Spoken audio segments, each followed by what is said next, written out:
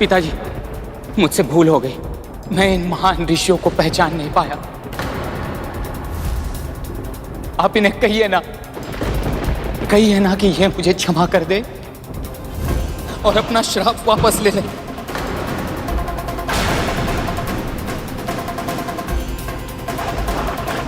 कहिए ना पिताजी।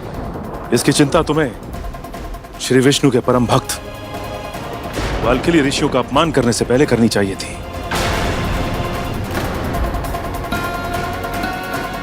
जो बीज तुमने बोया है, फल उसके अनुरूप ही होगा।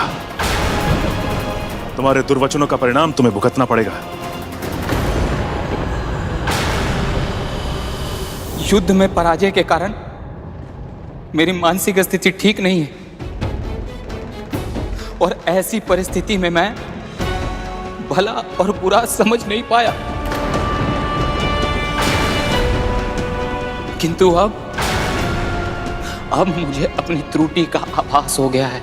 विनती करता हूं आपसे कि मुझे क्षमा कर दीजिए, क्षमा कर दीजिए पिताजी, विनती करता हूं आपसे। स्वामी, पश्चाताप के आंसू तो श्री विष्णु को भी स्वीकार होते हैं।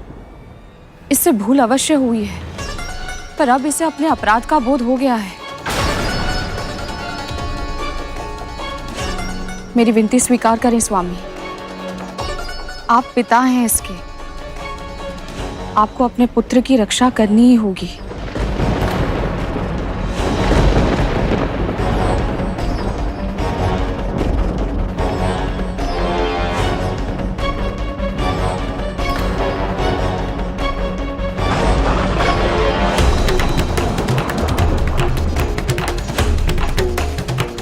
ऋषिवर, मुझे ज्ञात है कि मेरे पुत्र का अपराध क्षमा के योग्य नहीं है, और मुझे यह भी ज्ञात है कि आपका दिया हुआ श्राप अब वापस नहीं लिया जा सकता।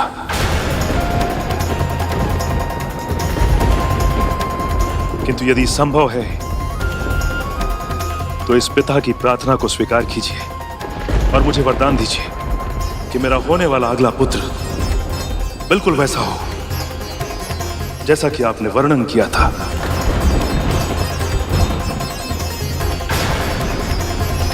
किंतु उसका राज्य क्षेत्र पाताल और स्वर्ग ना, अपितु आकाश हो।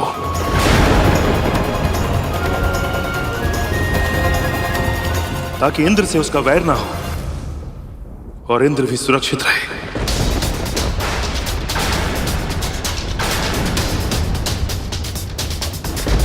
हम आपका अनुरोध अस्वीकार कैसे कर सकते महर्षि?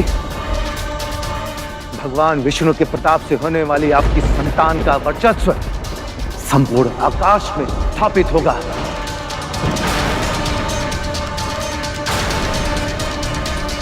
महाबुद्धिमान, महाबलवान, आकाश का इंद्र कहलाएगा वो, आकाश का इंद्र कहलाएगा वो।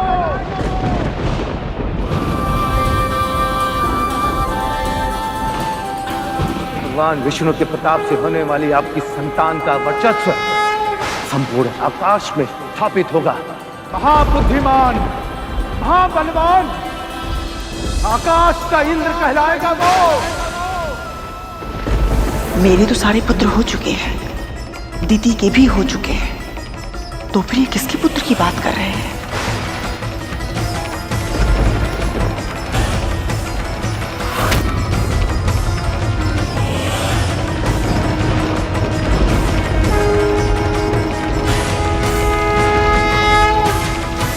आप धन्य हैं ऋषिवर, धन्य हैं आप।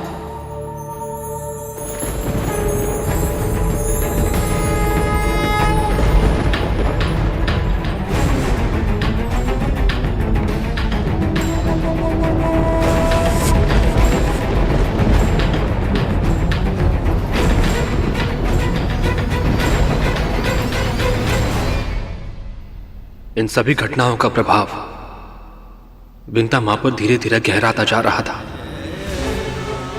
ईर्ष्या, असुरक्षा और निराशा उनके विश्वास को धीरे धीरे नष्ट करने लगी थी, और ऐसे में कद्रू मां ने अपना अंतिम दांव खेला। दुस्साहस करो।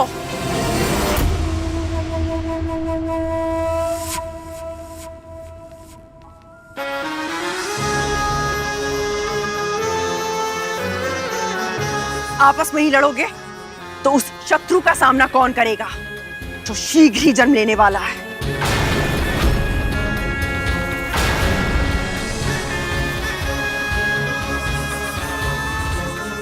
किसकी मृत्यु ने पुकारा है मां? कौन है वो मूर्ख जो हमारा सामना करने का दुस्साहस करेगा मां? विंता एक बार फिर से जीत गई। सिद्ध ऋषियों का वरदान है कि तुम्हारे पिता का होने वाला अगला पुत्र आकाश का इंद्र बनेगा और वो अदिति के पुत्र इंद्र से 1,000 गुना अधिक शक्तिशाली होगा। अब केवल विंता के डिमो का परिपक्व होना शेष है। इसका अर्थ यह है कि वो महाशक्तिशाली आकाश का सम्राट कोई और नहीं, विंता का होने वाला पुत्र ही होगा।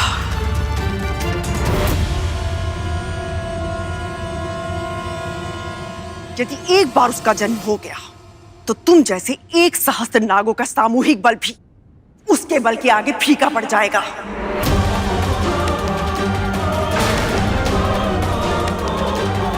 आप व्यर्थ की चिंता कर रही हैं मां। एक तो क्या, 1,000 इंद्र भी जन्म क्यों ना ले ले, कद्रु पुत्र तक्षक को कोई पराजित नहीं कर पाएगा। आत्मविश्वास आवश्यक है पुत्र, किंतु उसकी अति प्राणघातक हो सकती है।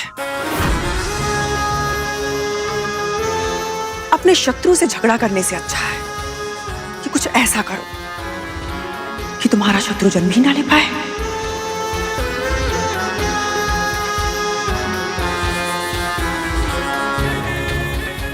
किंतु माँ, उससे हमारा भाई भाई का संबंध होगा। भाई भाई का संबंध देवों और दानवों के बीच भी है, किंतु दोनों एक दूसरे के प्राण लेने का एक भी अवसर नहीं छोड़ते। तुम्हारे संबंधों में कटुता नहीं आएगी, इस बात का क्या प्रमाण है तुम्हारे पास? वो तो हम पर निर्भर करता है ना। इतने बड़े नहीं हो कि अपनी मां से कुतर्क करने लगो। सदैव सदैव मेरे आदेश की अवहेलना करते हो।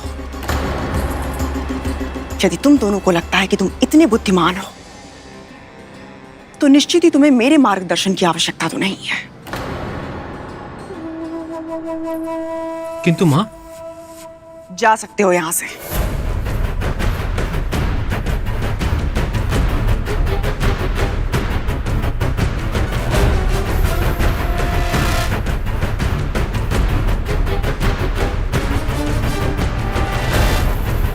यदि तुम्हें इस समस्त संसार का विजेता बनना है तो तुम्हें आकाश के इंद्र को जन्म लेने से रोकना होगा। आपकी आज्ञा का पालन मैं करूंगा मां।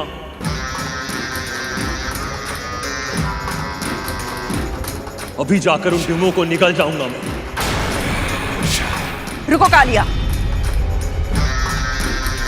इस कार्य को तुम जितना आसान समझ रहे हो ये उतना ही कठिन है।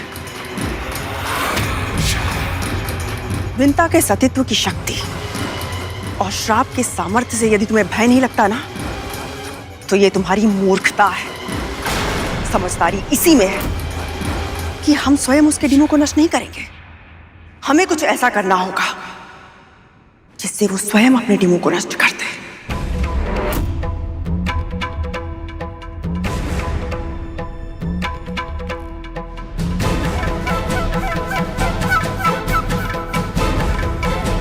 हमें ये कार्य बल से नहीं, कुटिलता से करना होगा मां। तुम सबके साथ देखकर विंता को ईर्ष्या होती है मुझसे। उसकी इसी दुर्बलता को बढ़ाना होगा, उसकी आशा को निराशा में बदलना होगा। फिर देखना, विंता स्वयं ही अपने डिमों को नष्ट कर देगी। परंतु मां, ये सब होगा कैसे?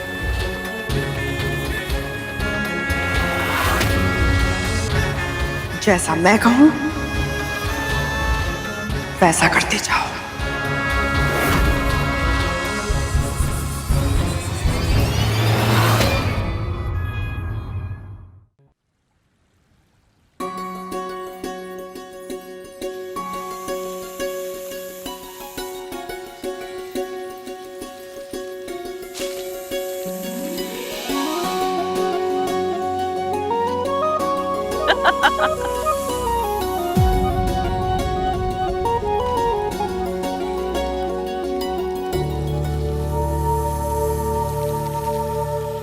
सत्य कहा है सभी ने, अपने पुत्रों के साथ समय बिताने से बड़ा और कोई आनंद नहीं है संसार में।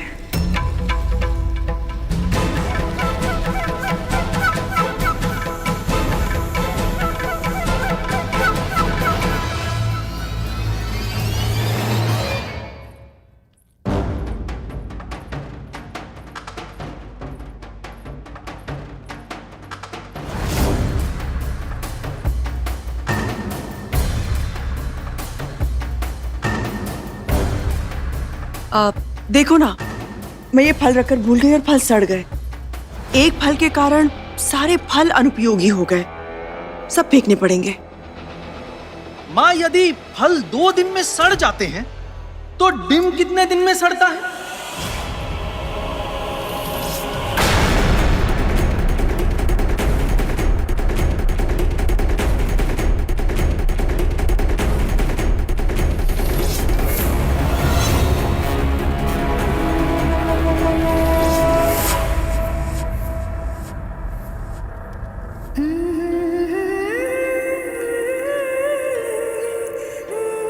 अपनी माँ के धैर्य की और कितनी परीक्षा लोगे तुम? क्या मेरी ममता तुम तक पहुंच नहीं रही? क्यों मेरी पुकार को अनसुना कर रहे हो? जन्म कब लोगे तुम? मैंने तुम्हारा स्वर सुना है तो अपने अस्तित्व का आभास किसी और को क्यों नहीं कराते?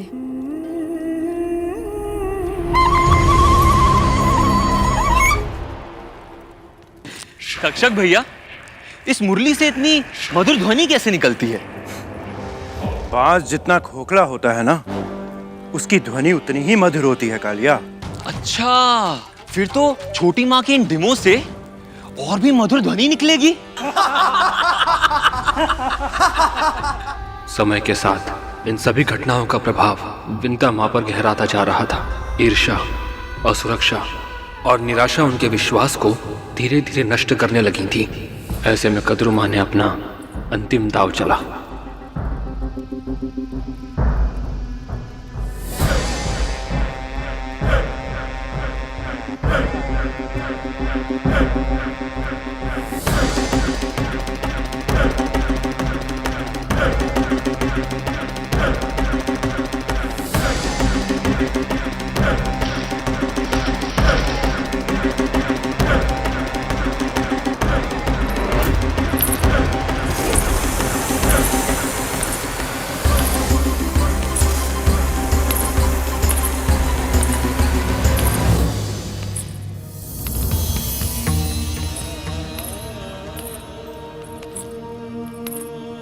क्या अब भी तुम्हें अपनी माँ पर दया नहीं आती? ये इतनी दुर्गंध कहाँ से आ रही है?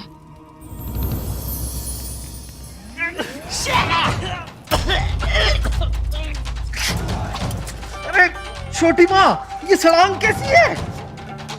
हमसे ये दुर्गंध सहन नहीं हो रही है।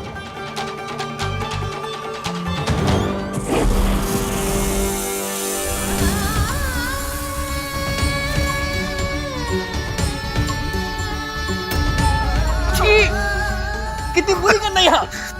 शीघ्र ही लौट चलो भूतंदी सरकोटा, यहाँ तो सांस तक लेना असंभव है।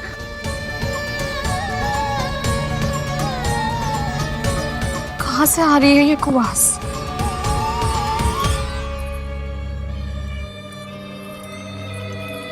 तुम ऐसी भीषण दुर्गंध कैसे सहन कर पा रही हो? चलो मेरे साथ, अस्वस्थ हो जाओगी तुम। नहीं दीदी, मुझे मेरे पुत्रों को देखना है। क्यों?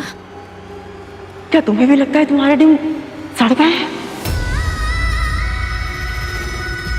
वैसे ईश्वर ना करे पर सड़ ही गए होंगे, नहीं तो इतनी आसानी दुर्गंध कहाँ से आती? विशेष पुत्र पाने की इच्छा में तुमने कुछ अधिक ही प्रतीक्षा कर ली है, क्योंकि स्वाभाविक जन्म होता तो अब तक हो गया होता ना। तुम मेरे साथ चलो, प्रातः आकर देख लेना। यदि अभी देखना है तो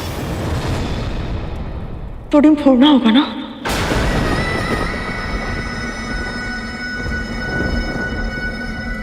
नहीं दीदी, मैं यहाँ से नहीं जाऊंगी।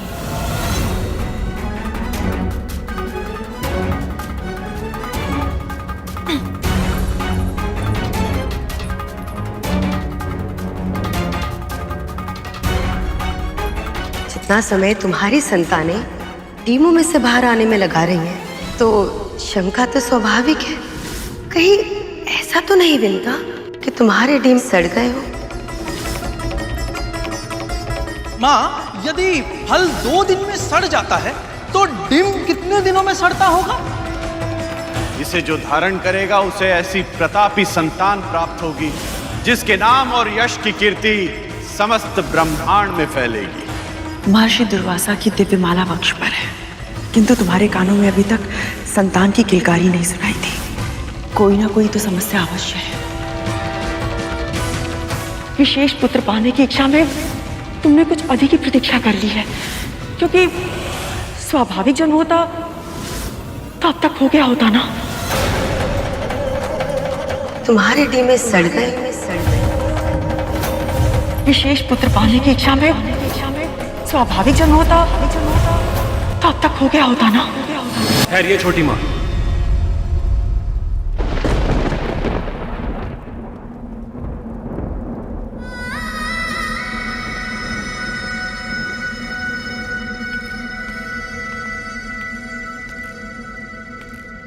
धैर्य रखिए छोटी माँ, आपके डिम बिल्कुल ठीक है।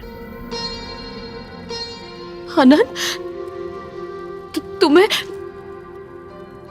तुम्हें दुर्गंध नहीं आ रही? आ रही है छोटी माँ, किंतु वो आपके डिम की नहीं है।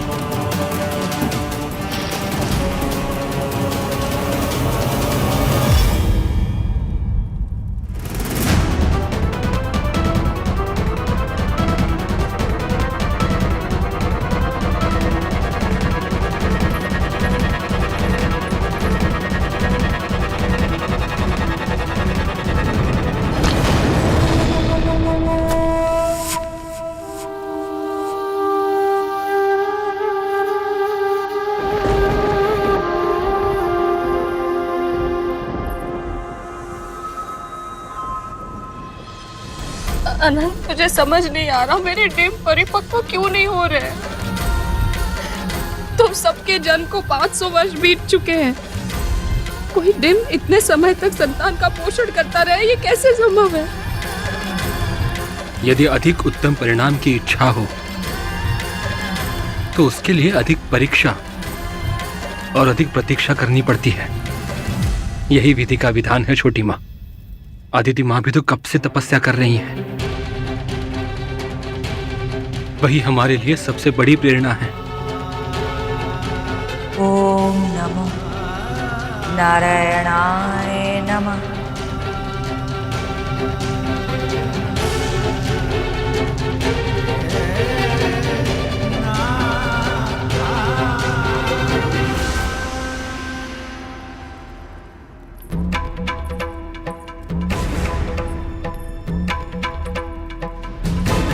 दीदी, गंध मेरे डिमों में से नहीं आ रही थी। मेरे डिम ठीक है।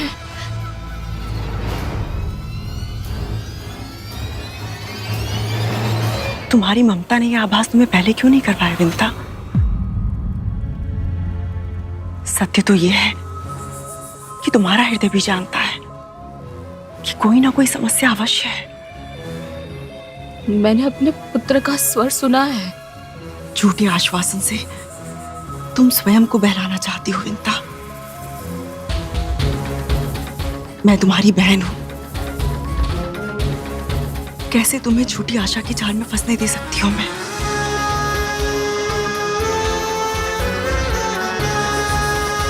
तो मैं क्या करूं दीदी?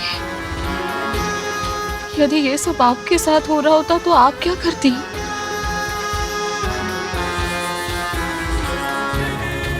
पाँच 500 वर्षों तक तो बिल्कुल भी प्रतीक्षा नहीं करती। कम से कम एक डिम तो अवश्य फोड़ के देख लेती।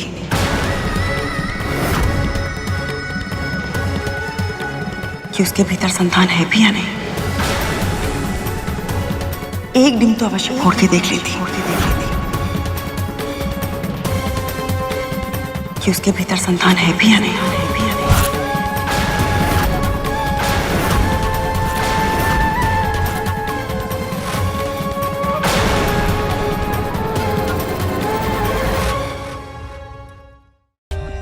For more updates, subscribe to our channel, click the show links and enjoy watching the videos.